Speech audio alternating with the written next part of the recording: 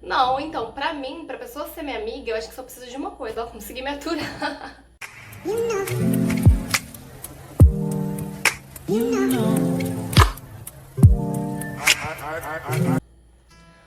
Qual é o critério pra pessoa ter a sua amizade? Será que ela precisa frequentar os mesmos lugares que você frequenta? Pensar da mesma forma que você pensa? Ou ir na mesma igreja? O que uma pessoa precisa fazer para ela ser considerada sua amiga? Será que ela precisa ter alguma coisa em comum? Ou não, ela não precisa ter nada em comum? Se você respondeu que ela precisa ter alguma coisa em comum, é porque você não conhece a história de Ruth e Noemi. A história de Ruth e Noemi, ela está contada no livro de Ruth. É um livro bem curtinho e não consegue explorar com tanta intensidade a história de amizade das duas. Mas nós conseguimos entender, nós conseguimos supor que elas tinham uma história profunda de amizade pela declaração que Ruth faz a Noemi. Essa declaração está no livro de Ruth 1, no versículo 17, onde Ruth diz algo mais ou menos assim: onde você morrer, eu também quero morrer, e aí ser sepultada. Que o Senhor me mande um castigo e acrescente outro, se não for a morte que me separe de ti. Cara, isso é muito forte, né?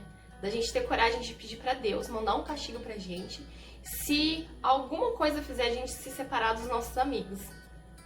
Além da morte. Será que a gente teria coragem de falar isso pra Deus? Pois é, Ruth disse isso pra Noemi. E é um trecho muito bonito, pois muitos casais usam isso em versículos para os convites de casamento, porque verdadeiramente demonstra o sentimento maior de amor. Acontece que as duas tinham culturas diferentes, moravam em lugares diferentes.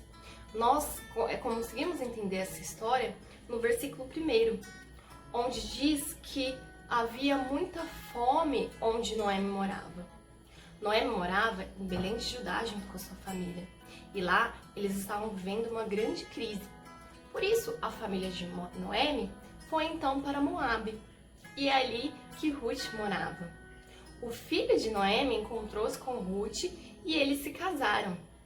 Viveram juntos durante 10 anos. O problema é que depois de 10 anos, tanto o marido de Noemi quanto o filho de Noemi, marido de Ruth, faleceram. E aí, Noemi então se viu sozinha naquela região. Todos os seus, do mesmo sangue que os seus, haviam morrido.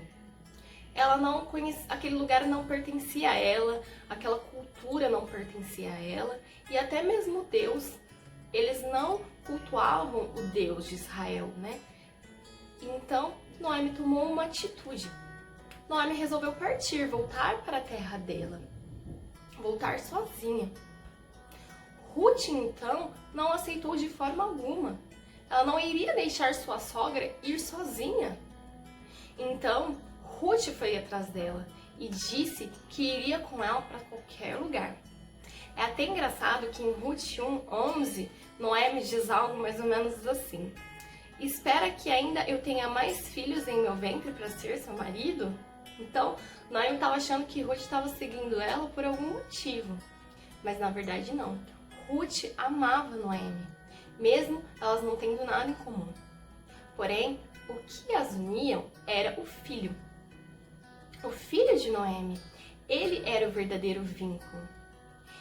Que nós possamos então fazer essa reflexão da história de Ruth e Noemi. Quantas pessoas nós encontramos na nossa caminhada que muitas vezes nós observamos que elas não possuem nada em comum com a gente. Muitas vezes nós somos seletistas, nós selecionamos as pessoas que serão mais próximas de nós. Mas que possamos ter essa consciência de que uma coisa nos une, o Filho de Deus. Ele será o vínculo de amizade entre nós mulheres. Nós mulheres precisamos a ter mais empatia umas pelas outras, a nos unirmos, a fazer mais vínculos. Que a história de amizade das duas possam nos auxiliar nesse sentido, para que possamos verdadeiramente proclamar como Ruth, que o Senhor me castigue se outra coisa, além da morte, me separar de ti.